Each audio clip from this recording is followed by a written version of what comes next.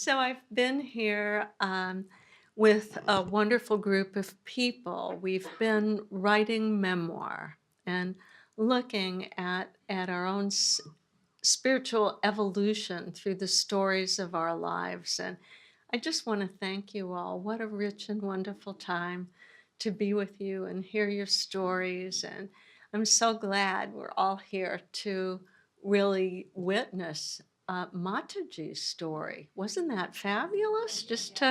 What a beautiful video. And tonight, what I'm talking about is actually the power of belief in health and healing. And this is from the documentary movie Heal. That's me in my home in Santa Fe. And they use this as just a little clip to say that 90% of what takes people to the doctor is stress-related illness. And we're going to look tonight at the different kinds of beliefs we have. And when we really believe in the good in the world, it's really remarkable how that affects our health. So let's have whoops, you have to turn it on. Good thought. Yes, there we go. Well, yes. All right. So the brain actually creates its own reality. And this is really very much in line with yoga teachings. And so today, most neuroscientists actually work under a paradigm of understanding that our brain is a prediction-making machine. That means that when we see something that might be threatening, we can get out of the way fast. We don't wait for all the data. We jump to whatever conclusion is going to make us safe. And to form a perception of anything out in the world, the brain takes in as little sensory information as it needs to make an educated guess. So we don't actually see reality. We just make predictions about what it might be. And that means that all the things we've encountered in the world, our upbringing, all of that creates a filter through which we create stories in our mind. And some of those stories are health-giving and some aren't. Now, I have a little quote from Michael Pollan, he's always been a favorite author of mine with his food books, but now he's written a very interesting book that all you people at Woodstock would really like on psychedelic research and how it changes the brain. Very interesting how he's been looking at a great deal of research, which has recently been resumed.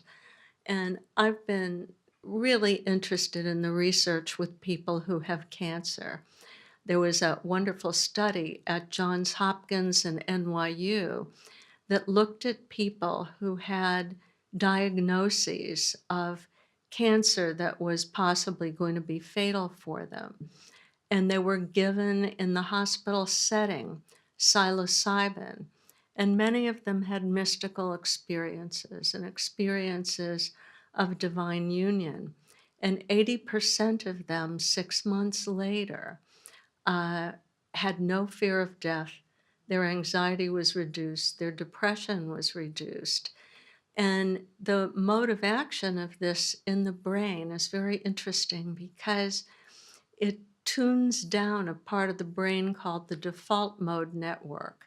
And that's in part what's always telling stories, looking at the emotions, linking emotions to stories. And that's the part of the brain that ruminates. And as soon as that quiets down, essentially our essence, our internal radiance, the part of us that has always been in union with the divine, simply expresses itself because the ruminating circuits get out of the way. That's all just a little aside, but with all this talk of Woodstock, I just couldn't help myself. So this is from Michael Pollan's book, How to Change Your Mind. He writes, the philosophical implications of predictive coding, what the brain does, are deep and strange. The model suggests that our perceptions of the world offer us not a literal transcription of reality, but rather a seamless illusion woven from both the data of our senses and the models in our memories.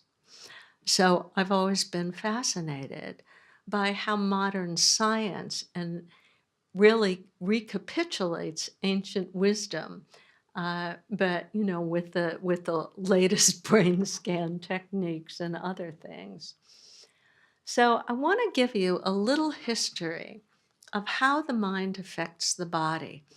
And at previous satsangs, I've explained there really is no split between the mind and the body. There's one seamless body-mind, and the physical part of the body-mind affects the thinking and the emotions and vice versa. And one of the things about the power of belief that started body-mind or mind-body medicine was the placebo effect. And I want to talk a little bit about that and then tell you exactly why, Mataji, you're going to live maybe forever. So, when morphine ran out in the field during World War II and you had wounded soldiers in tremendous pain, a man by the name of Henry Beecher, who wound up being the head of anesthesiology at Mass General Hospital in Boston, tried something. He told soldiers that they were getting morphine, even though it was just saline solution, salt solution. And about half of those soldiers had adequate pain relief because they believed that they were getting a pain reliever. Beecher then, went back after the war to his laboratory and he started to study this really fantastic phenomenon. And he found that wounded soldiers in general asked for way fewer painkillers than civilians who had comparable injuries. In fact, 25% versus 80%. So it was something about how they were thinking. And the meaning of being injured was very different to civilians and soldiers because a wounded soldier would say things like, wow, I get to go be taken care of. I get off the front. I can maybe see my family or finish my service. Whereas a civilian who's injured was much more likely to be ruminating about the financial consequences and things like that. So in 1978, when we began to really understand some of the mechanisms of how the mind and body interact, researchers found out that naloxone blocked the placebo response to postoperative pain. And what that does is it actually blocks the action of opiates. And what it showed is we make our own opiates based on what we believe. And it's incredible that that can just be blocked by naloxone. And so classical conditioning, it's like Pavlov's dogs, what we expect to have happen, what automatically triggers our body mind.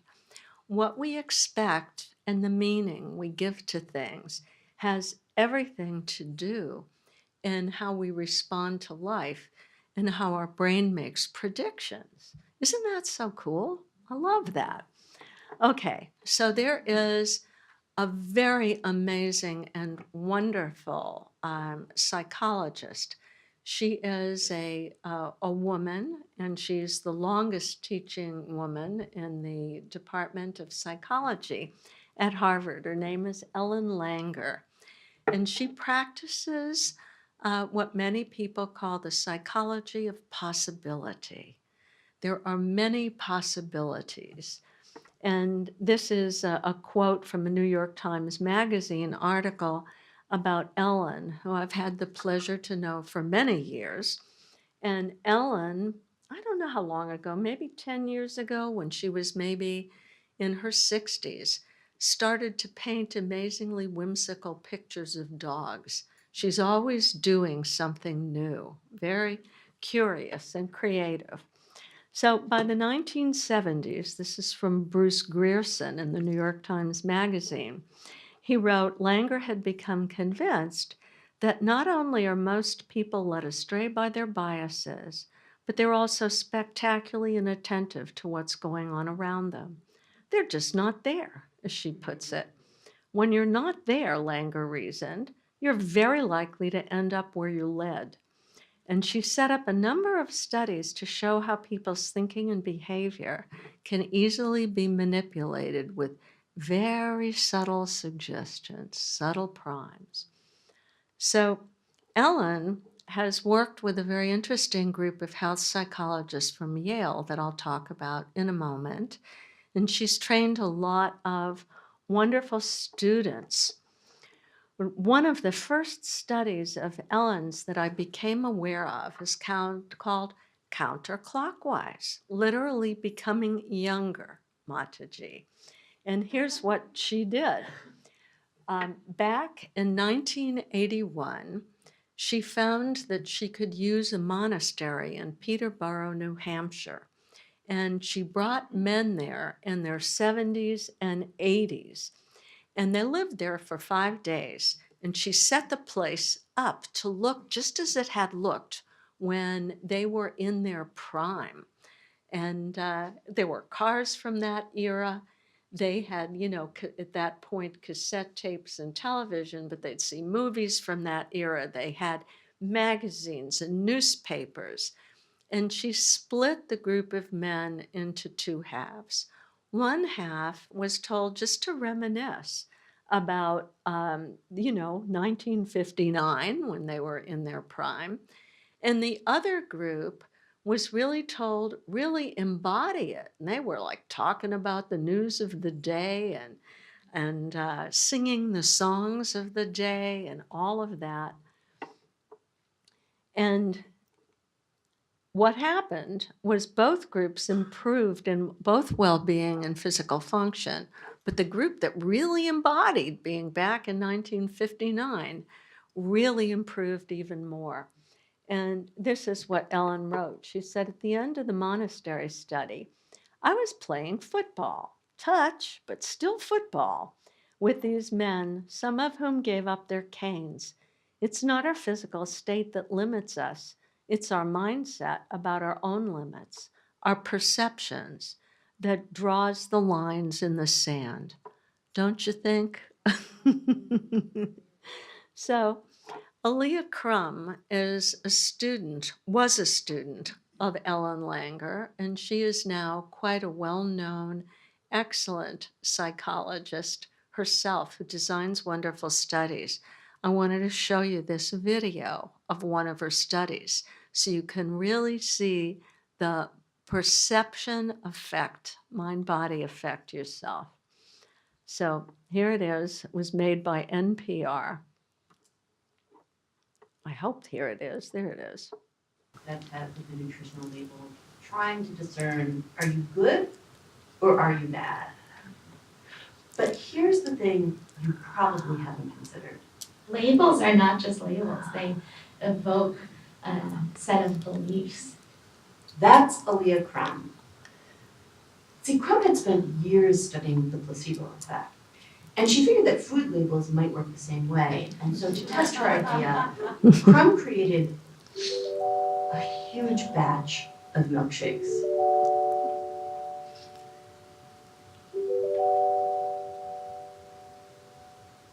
And then labeled it in two very different ways.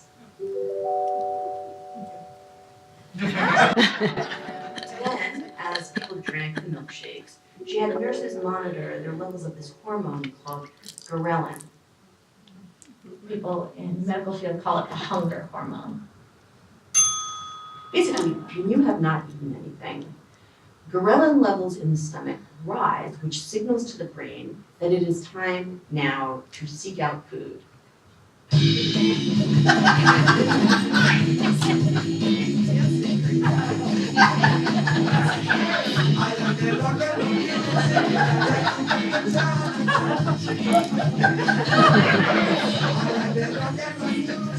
But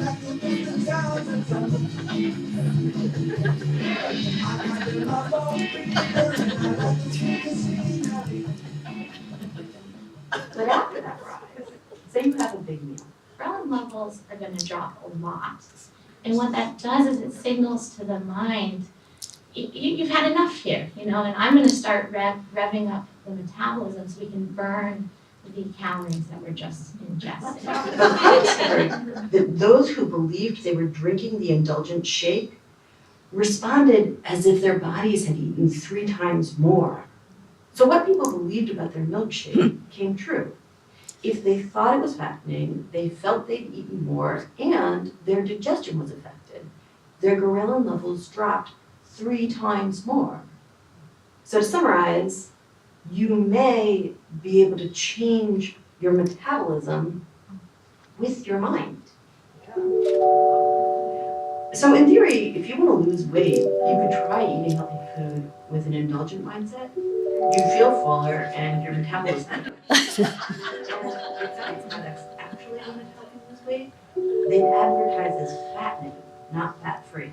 We have this very simple metabolic science, calories in, calories out. And I think that we haven't given enough credit to the role of our beliefs in determining our physiology, our reality.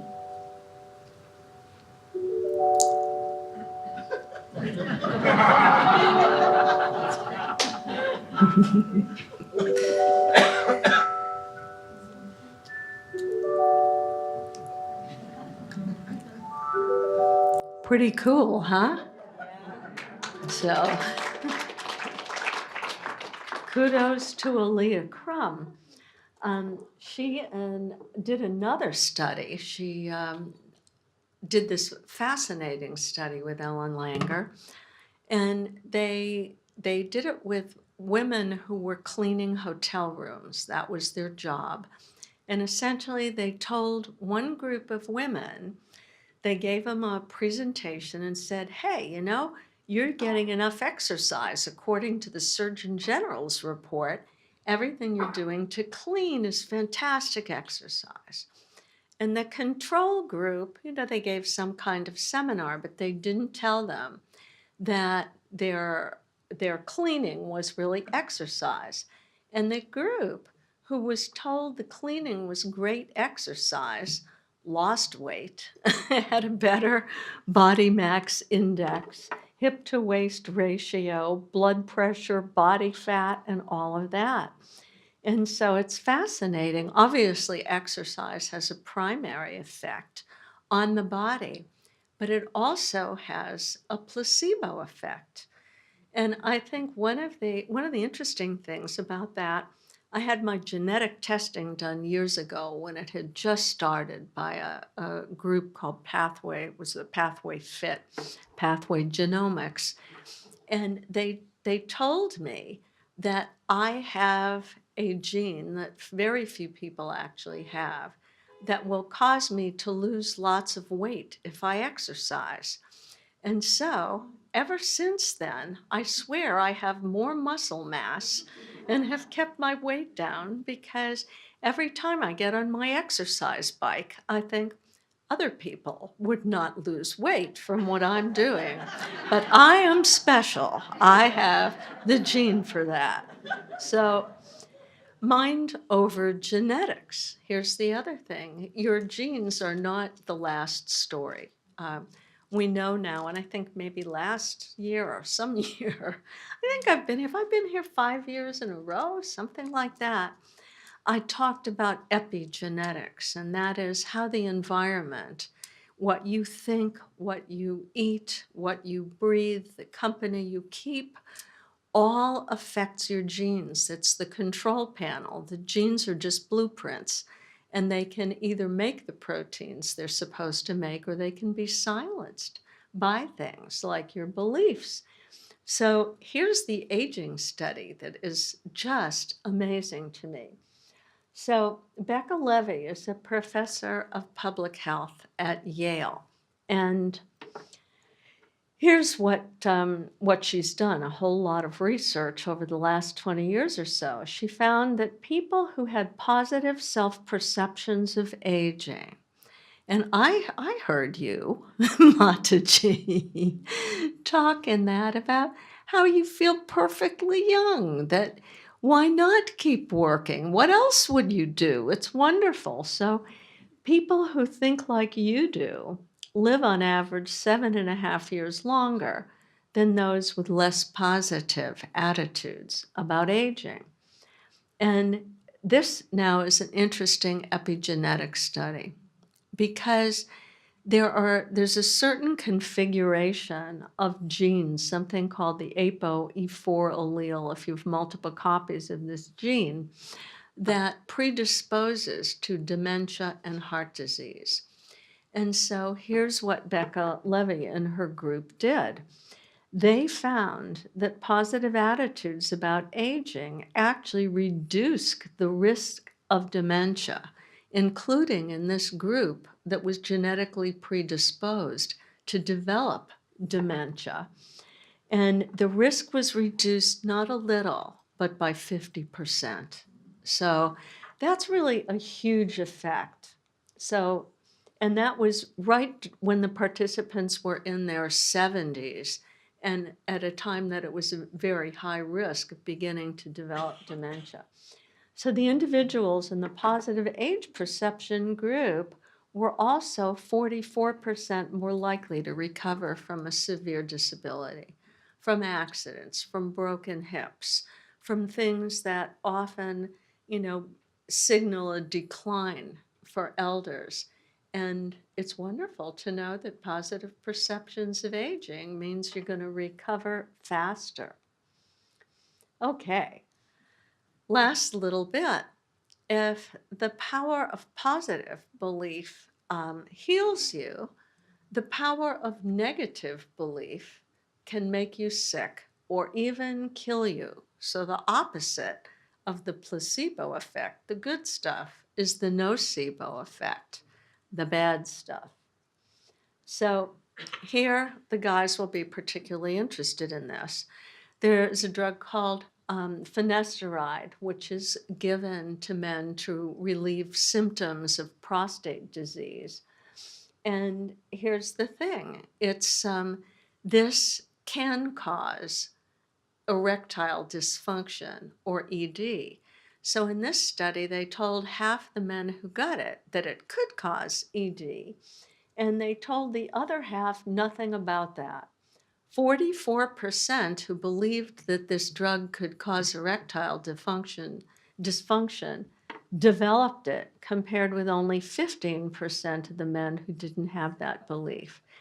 And just about a month ago, I read another study, and this is true of metoprolol. It's a beta blocker given to slow the heart down, helps with blood pressure and other heart problems.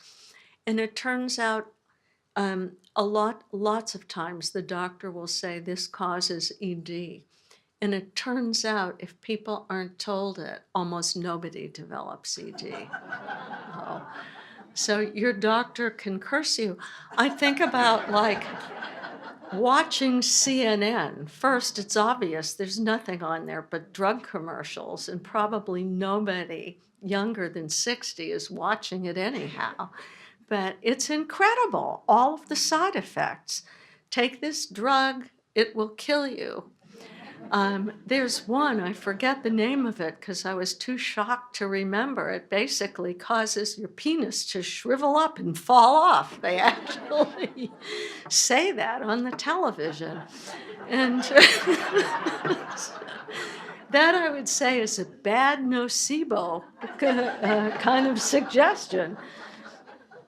So in many indigenous cultures, the nocebo effect has been reported by anthropologists to kill. When I first started to work with Herbert Benson back in, 1967, he was fascinated by this. He was fascinated by reports that in Australian culture, a medicine person could do something called pointing the bone. It's, I think, called credatia. And they find somebody who has somehow violated a taboo, point a stick at them, give a chant, and those people who have been so cursed all die within 3 weeks. So that's the power of the nocebo effect. And this was just an interesting report that was reported in a medical journal, and this is in Western culture. There was a person who attempted to commit suicide by swallowing 26 pills, and his blood pressure dropped precipitously. He had to be taken to the emergency room, put on an IV drip, and then he was told those were just placebo pills. They were just sugar pills. Hearing that, he immediately recovered. So we create the world and our sense of self through story.